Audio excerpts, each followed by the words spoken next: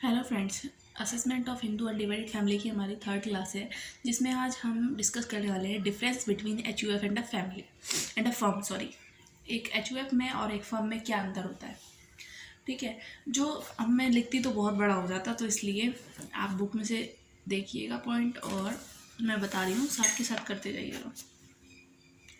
जो H U F होता है उसके जो परिवार के सदस्य होते हैं ना, उनको को पार्टनर्स कहा जाता है, मैंने आपको बताया था। ठीक है, लेकिन जो फर्म के मेंबर्स होते हैं ना, उनको पार्टनर्स कहा जाता है।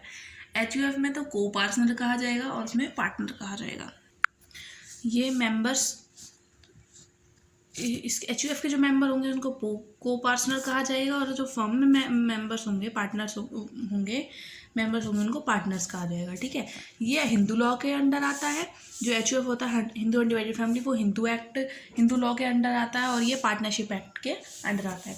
थर्ड डिफरेंस हमारा यह है कि जो परिवार के जो मेंबर्स हैं ना, एच यू एफ के परिवार के जो मेंबर्स हैं, उनका जो हित है वो हिंदू लॉ के अकॉर्डिंग डिसाइड किए जाएंगे, हिंदू लॉ के अकॉर्डिंग। और इसमें जो फर्म के मेंबर्स होंगे, उनके जो हितों के निर्णय होंगे ना, वो पार्टनरशिप एक्ट के अंडर लिए जाएंगे। तो ये हिंदू लॉ के अंडर आएगा तो हिंदू लॉ डिसाइड करेगा, पार्टनरशिप एक्ट के अंदर आएगा तो ये पार्टनरशिप एक्ट डिसाइड करेगा उनके निर्णय ना, हितों के निर्णय।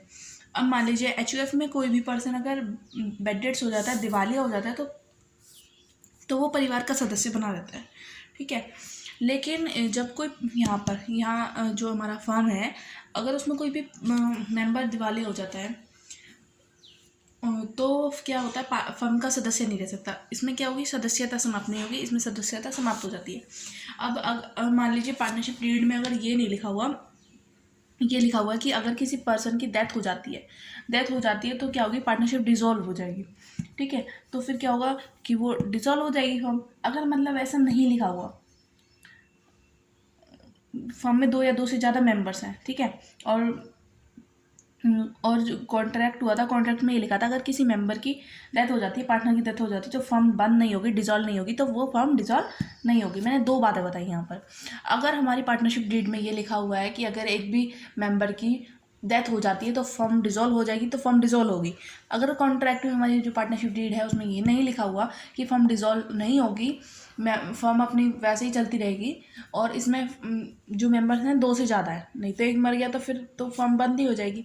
ठीक है, अगर दो से ज़्यादा मेंबर्स हैं और ये डीड में भी ये लिखा हुआ है कि फर्म बंद नहीं होगी, तो फर्म का डिसोल्यूशन नहीं होगा। ठीक है, आपको बात समझ आई। और यहाँ पे क्या होगी, उसकी जो मेंबरशिप है ख़त्म नहीं होगी, चाहे वो दिवालिया ही क्यों ना हो जाए। ठीक है, अब परिवार के जो सदस्य होते हैं उनको डॉक्यूमेंट्स, हिसाब किताब देखने का अधिकार नहीं होता, जबकि पार्टनरशिप में ऐसा होता है कि वो जो पार्टनर्स होते हैं वो क्या हिसाब किताब को चेक कर सकते हैं, डॉक्यूमेंट्स को देख सकते हैं। ठीक है, अब इसमें क्या होता है, एच यू एफ में अगर कोई बच्चा परिवार में पैदा होता है तो तभी से उसको सदस्यता मिल जाती है। ठीक है, इसमें क्या होता है कि सदस्यों की सहमति की आवश्यकता नहीं होती है। मतलब कि अगर किसी को मेंबर बनाना है, मेंबर तो वो तभी बनेगा जब वो उस परिवार में जन्म लेगा, है ना। तो अगर सदस्यता पाने के लिए हमें और मेंबर्स की ज़रूरत नहीं होती, उनकी कंसेंट की ज़रूरत नहीं होती।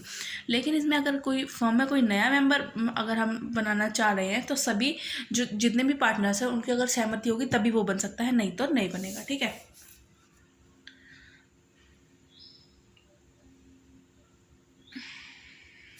हिंदू लॉ के अकॉर्डिंग एच यू एफ में क्या कह रही हूँ, हिंदू लॉ के अकॉर्डिंग जो मेंबर का भाग है ना, शेयर प्रॉपर्टी में जो शेयर है उसका, अब जैसे कोई नया बच्चा पैदा हुआ, उसका शेयर क्या होगा, थोड़ा कम हो जाएगा, है ना। और अगर किसी की डेथ होगी तो उसका शेयर बढ़ जाएगा। तो ऐसे ही क्या होता है, हिंदू लॉ के अकॉर्डिंग मेंबर का शेयर जो भी जन्म और मृत्यु होती है उससे बदलता रहता है।